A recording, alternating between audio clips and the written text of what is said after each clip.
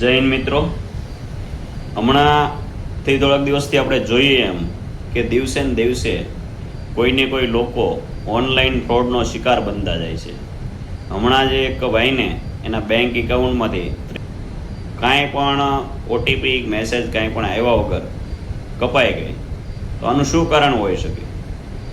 તો આપણે જોવા જઈએ ને તો ઘણી ફેર એવું થાય છે કે અનનોન નંબર ઉપરથી તમને ફોન આવે અને તમને કોઈ સ્કીમ આપવામાં આવે અથવા કોઈ રીતે એવું તમને કહેવામાં આવે કે ભાઈ તમારું આ બેંકમાં એકાઉન્ટ છે અને જો તમે એનું KYC નહીં કરાવો તો તમને તમારું બેંક એકાઉન્ટ બંધ થઈ જશે. અથવા તો એવું કહેવામાં આવે કે તમે જે ઓલી કંપનીનું ક્રેડિટ કાર્ડ વાપરો છો કે આ બેંકનું વાપરો છો કે ફલાણી બેંકનું વાપરો છો, આ ક્રેડિટ કાર્ડની અંદર જે ઓનલાઈન સર્વિસો છે એ શરૂ થઈ ગઈ છે, જેને કારણે તમને 4,000 5,000 જેવી પેનલ્ટી આવી શકે છે અને તે આજે ને આજે તમારે બંધ કરવી પડે એમ છે.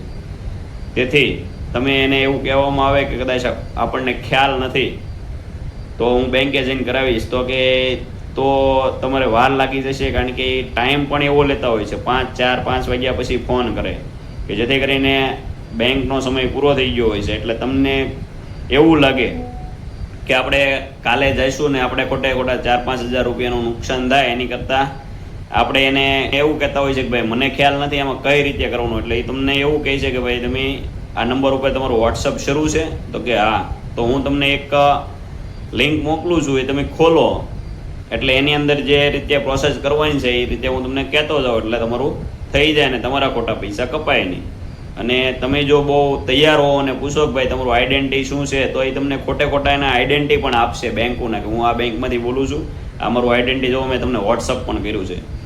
એટલે આવી કોઈ પણ ફાઇલ હોય, દાખલા તરીકે સમજો કે મારો નંબર દાખલા તરીકે તમારી પાસે સેવ છે અને તમને મારા નંબરમાંથી નહીં પણ કોઈ ફાઇલ આવે, લિંક આવે અને એની અંદર છેલ્લે APK લખેલું આવે ને, તો ફાઇલ કોઈ દિવસ ડાઉનલોડ કરવી નહીં. એની પહેલાં મને ફોન કરી દેવો કે ભાઈ તમે કોઈ લિંક મને મોકલી છે. કારણ કે ઘણી ફરી એવું બને કે કોઈનો તમારા પરિચિતોનો કોઈનો નંબર એ હેક કરી લે અને એમાંથી પણ તમને મોકલી શકે. તો આવી જ્યારે તમારામાંથી ડાઉનલોડ થઈ જાય ને પછી તમારા ખ્યાલ ન આવે, તમારા OTP પણ ન આવે, મેસેજ પણ ન આવે, તમારા ખાતામાંથી ડાયરેક્ટ પૈસા હોય એટલે ઉપાડ્યા કરે.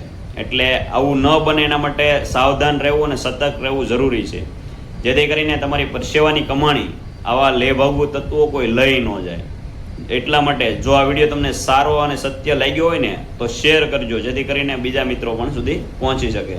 જય હિન્દ, જય ભારત.